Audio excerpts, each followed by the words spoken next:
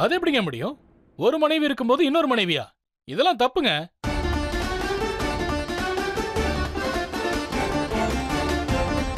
என்ன சொல்றீங்க? தப்பு, ரொம்ப தப்பு. நாங்க ஒரு குழந்தைய தத்து எடுத்துக்கலான்னு முடிவே பண்ணிட்டோங்க. ஆனா சௌமியா ஒத்துக்கல.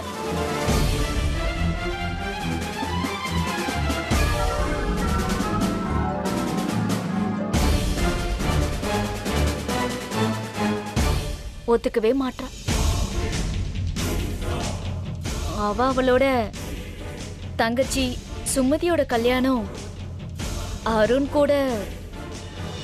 இல்ல இல்ல, இதுல விஷயம் என்னன்னா, பிரீத்தி என்ன சொல்ல விரும்புறானா, எங்க குடும்பத்துல பொம்பளைங்களை நாங்க ரொம்ப மதிப்போம், யாருக்கும் எந்த கஷ்டமும் கொடுக்க மாட்டோம்.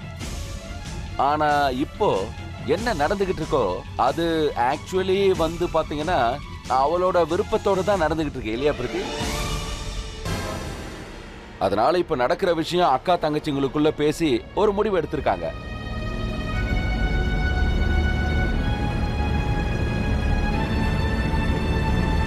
எனக்கு இந்த வீட்ல ரொம்ப மதிப்பும் மரியாதையும் கிடைச்சிருக்கு. அன்பு, உரிமை எல்லாமே கிடைச்சிருக்கு.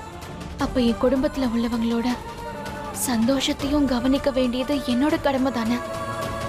நான் இந்த சமுதாயத்துல ஒருத்தி. அப்புறம் நம்ம சமுதாயத்துக்கு ஏத்த மாதிரி வாழ வேண்டியது என்னோட கடமை. அர்ஜுன் தாஸோட மருமகளா நீங்க என் மேல எவ்வளவு அன்பு காட்டினீங்களோ, எவ்வளவு மதிப்பு கொடுத்தீங்களோ, அதே மாதிரி நான் உங்களை வேண்டி கேட்டுக்கிறேன். அதே மதிப்பையும் மரியாதையும் எங்க சுமதிக்கும் கொடுக்கணும்னு.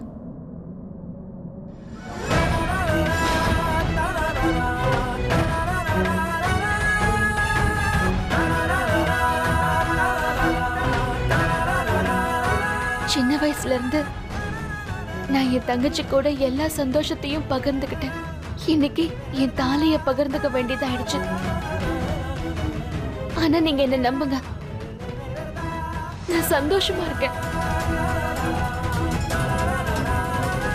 இப்போ நீங்க என்ன மாதிரியே அவளையும் ஏத்துக்கணும், அவளை ஆசீர்வாதம் பண்ணணும்.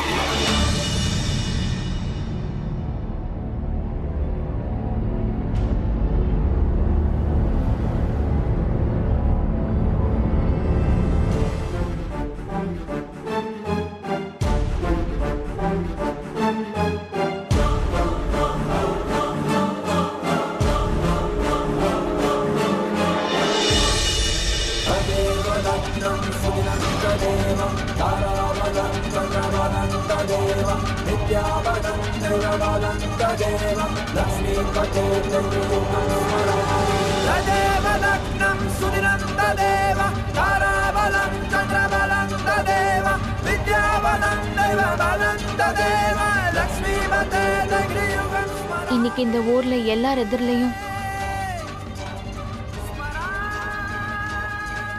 நீங்க இந்த தாலி கயிறை சுமதியோட கழுத்துல கட்டி அவளை உங்களோட மனைவியா ஏத்துக்கோங்க.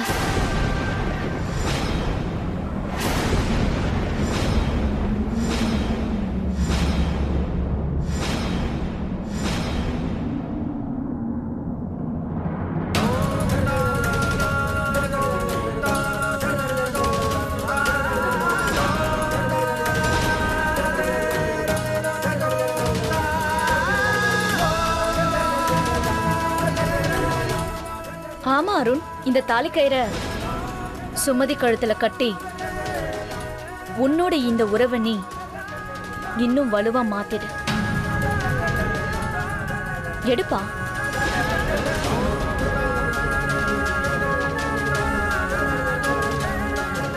ஆமா அருண், இது உண்மையிலேயே ரொம்ப நல்ல முடிவு. அவளுக்கு நீ தாலி கட்டு.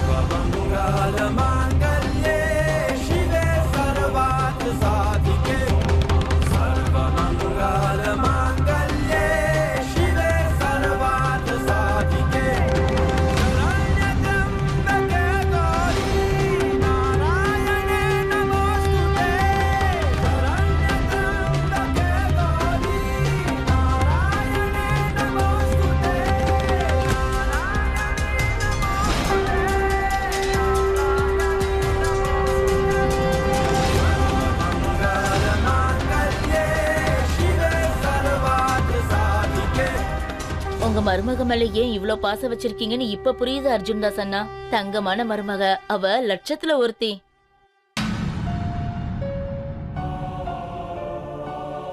சௌமியா ரொம்ப நல்ல முடிவு தான் எடுத்திருக்கா. அவ என்னைக்குமே சந்தோஷமா இருக்கணும். அண்ணா நீங்க ரொம்ப கொடுத்து வச்சவர். உங்களுக்கு இப்படி ஒரு மருமக கிடைச்சிருக்கா. இந்த காலத்துல யார் மத்தவங்கள பத்தி யோசிக்கிறாங்க? சௌமியா அவங்க குடும்பத்துக்காக எவ்வளவு பெரிய தியாகத்தை செஞ்சிருக்கா பாருங்க.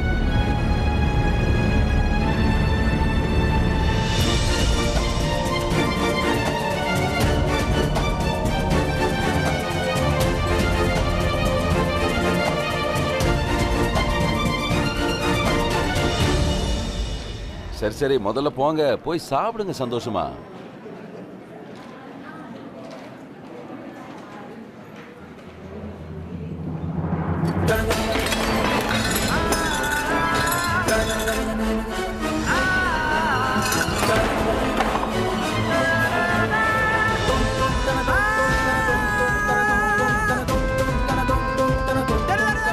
உனக்கு திடீர்னு என்ன பைத்தியமா பிடிச்சிருக்கு? அங்க இருந்து எல்லாருக்கும் முன்னாடி உன் தங்கச்சி சுமதி தான் என் பொண்டாட்டின்னு சொல்ல வேண்டிய அவசியம் என்ன வந்துச்சு? எனக்கு உன் லைஃப்ல ஏதாவது வேல்யூ இருக்கா இல்லையா? பிரீத்தி சொன்னான்னு சொல்லி எல்லாருக்கும் முன்னாடி வளரி தள்ளிட்டேன். யோசிக்க கூட இல்ல.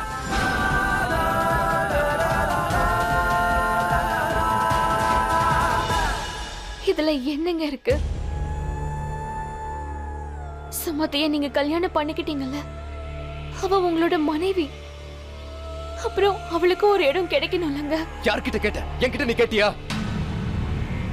நான் தான் முட்டாள். ஒரு திருநங்கை இருந்து உன்னை ஏத்துக்கிட்டேன். மனைவின்ற அந்தஸ்து கொடுத்த ஒரு திருநங்கையை இருக்கிற உனக்கு எவ்வளவு உரிமை கிடைக்கணுமோ அதை விட அதிகமா கிடைக்க வச்சிருக்க. எல்லாமே நல்லதா போய்கிட்டு இருந்துச்சு. ஆனா நீ உன் இஷ்டத்துக்கு என்னென்னமோ செஞ்சுக்கிட்டு இருக்க. ரொம்ப பண்ணிட்ட சௌமியா, போதும்.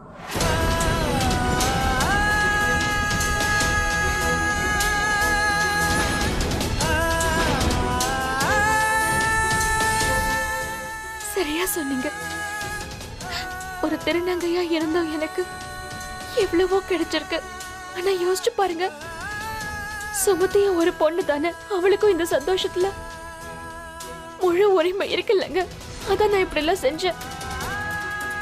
இங்க பாரு சௌமியா, நான் அந்த அர்த்தத்துல சொல்லல. நீங்க தப்பா எதுவும் சொல்லலங்க. நான் ஒரு திருநங்கை தான். இது என் வாழ்க்கையோட மிகப்பெரிய உண்மை. இதை உங்களோட காதலாலேயும் மாத்த முடியாது. என் தலையெழுத்தாலேயும் மாத்த முடியாது. இங்க பாரு, உன்கிட்ட என்ன பேசினாலும் தப்புனா என்ன அர்த்தம்? நீ சென்டிமெண்டலா எல்லாத்தையுமே மாத்தி விட்டுற. உன்கிட்ட பேசுறத வேஸ்ட்.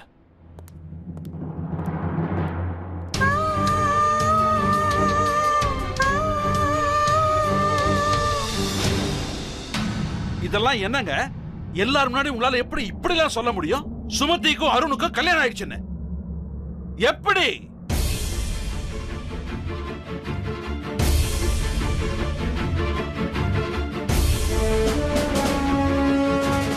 இங்க பார் மகேந்தர்,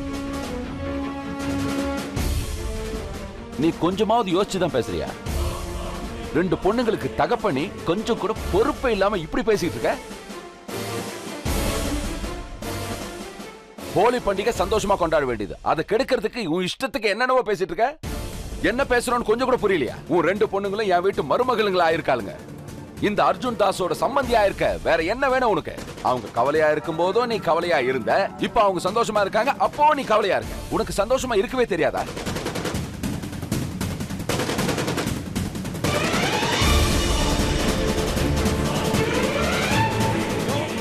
அருணுக்கும் சுமதிக்கும் கல்யாணம் ஆயிடுச்சு, நான் எப்படி ஊருக்கு போய் சொல்லுவேன்?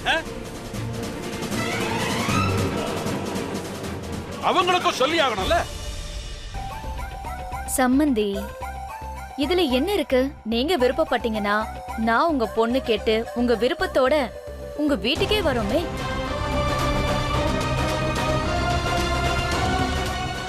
எந்த பிரச்சனையும் இல்ல. என்ன சொன்னீங்க? எனக்கு பிரச்சனை இருக்கு.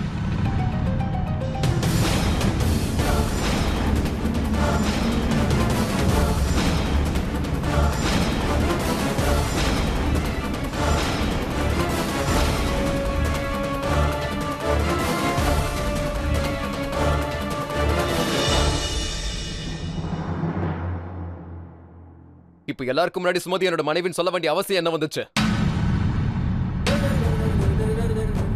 சரிதான் அருண், ஒரு திருநங்கைய காதலிக்கிறேன் நீ எல்லார்கிட்டயும் சொல்லுவ. ஆனா உன் பொண்டாட்டின்னு சொல்லிக்கிறதுக்கு உனக்கு வெக்கமா இருக்கா?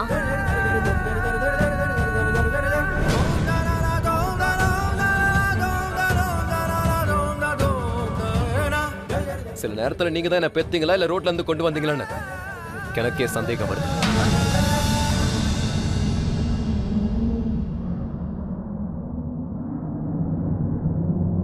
அருண்,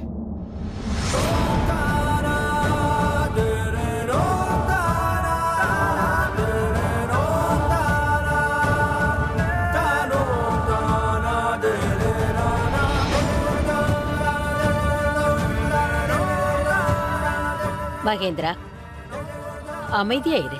சுமதிக்கு கல்யாணம் ஆயிடுச்சுல்ல, இன்னைக்கோ நாளைக்கோ அது தெரியத்தானப்பா போகுது. சரிங்க, நாங்க கிளம்புறோம், போயிட்டு வரோம்.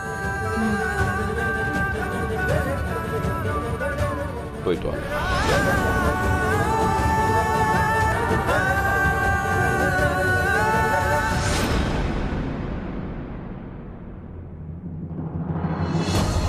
இந்தாங்க ஸ்வீட் எடுத்துக்கங்க.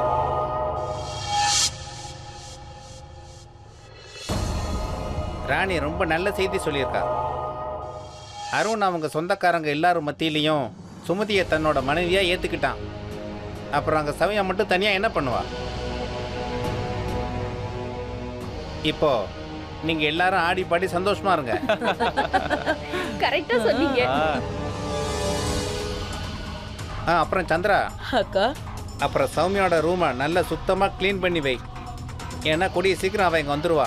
கண்டிப்பாக்கா, நீங்க சொன்னா சரியா தானே இருக்கும். உண்மையிலேயே இது ரொம்ப நல்ல செய்தி.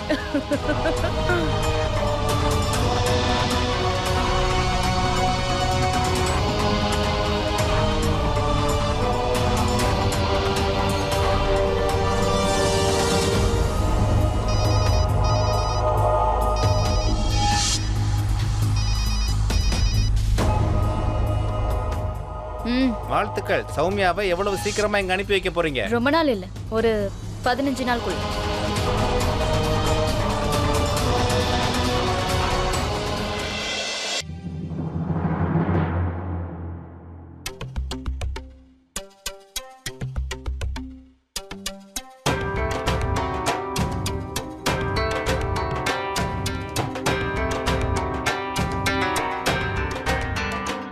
உன்கிட்ட ஒரு விஷயம் பேசணும். சுமதி, இன்னைக்கு என்ன நடந்ததோ அதனால நீ சந்தோஷமா இருக்கியா இல்லையான்னு எனக்கு தெரியாது. ஆனா நான் உன் மாமியாரை இருக்கிறதுனால இந்த சமுதாயத்துக்கு ஒரு அறிமுகம் கொடுக்க வேண்டியது என்னுடைய கடமை. அதான் நான் செஞ்சேன். முழு உரிமையும் உனக்கு தான் இருக்கு. சௌமியா கிட்ட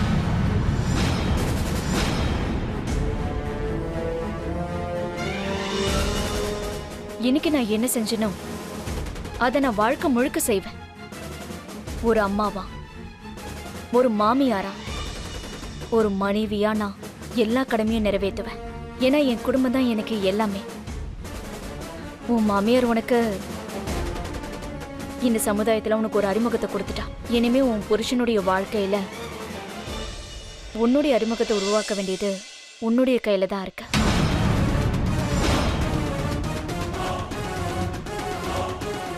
அப்புறம் எனக்கு நம்பிக்கை இருக்கு, நீ உன்னுடைய கடமைய நல்லபடியா நிறைவேற்றுவேன்.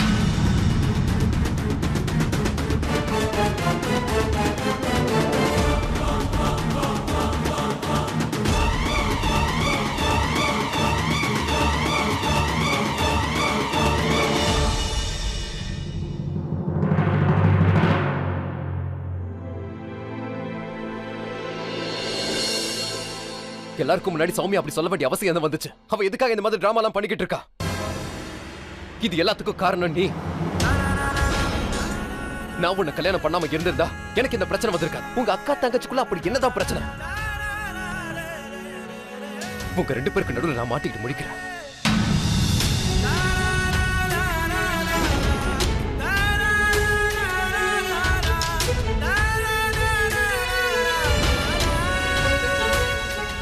நான் ஆபத்துல மாட்டிக்கிட்டு இருந்தேன். ஆனா அக்காவும் அருணும் என்னை காப்பாத்தணும்னு கூட நினைக்கல. அவங்க அங்க இருந்து கிளம்பி வந்துட்டாங்க.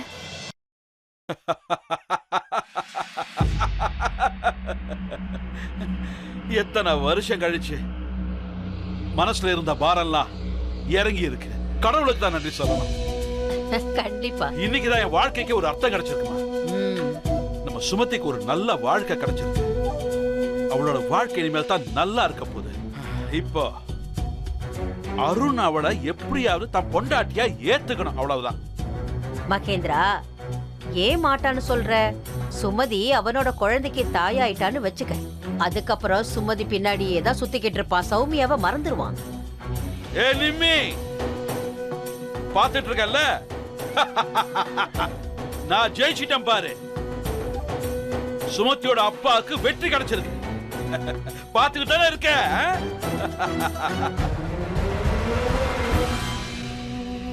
பிரமாதம் மகேந்தர், பிரமாதம். பாராட்டணும். வாழும்போது என் பொண்ணை நிம்மதியா வாழ விடல. குறைஞ்சபட்சம் அவ இப்ப செத்து பிறகாவது அவ ஆத்மா நிம்மதியா இருக்கட்டும். அவளை அமைதியா இருக்க விடு.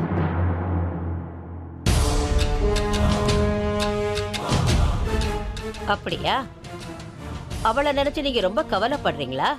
சுமதி சந்தோஷமா இருக்கிறத நீங்க அப்பப்ப நினைச்சுக்கங்கன்னு சொல்றேன். இத பாருங்க, எனக்கு சுமதியோட சந்தோஷத்துல சந்தோஷம் இல்லைன்னு யார் சொன்னது?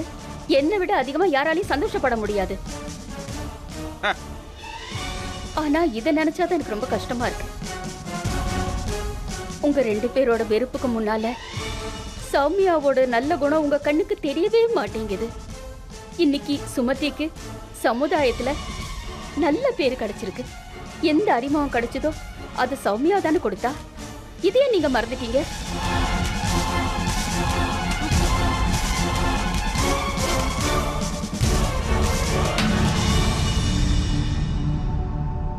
ஒருவேளை அக்காக்கு உண்மையிலே என் மேல அக்கறை இல்லைன்னா ஊர் மக்கள் முன்னாடி அவங்க ஏன் இந்த மாதிரி செஞ்சிருக்கணும்? ஒரு தடவை நான் அக்கா கிட்ட பேசி ஆகணும். அப்பதான் என் மனசுக்கு நிம்மதியா இருக்கும்.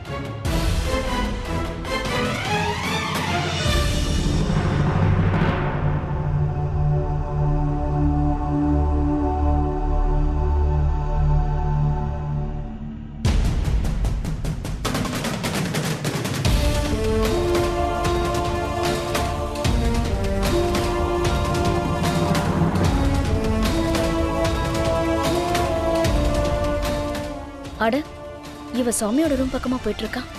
இப்ப என்ன பண்றது? சுமதி, இங்க வா.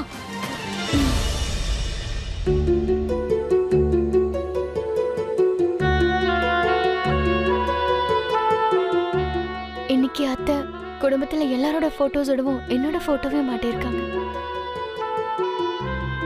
என்னன்னு தெரியல, கை ரொம்ப வலிக்குது. சூடா கொஞ்சம் ஒத்தனம் கொடுத்தா நல்லா இருக்குன்னு தோணுது. எடுத்துட்டு வரியா? அத்தை, நான் எடுத்துட்டு வரேன்.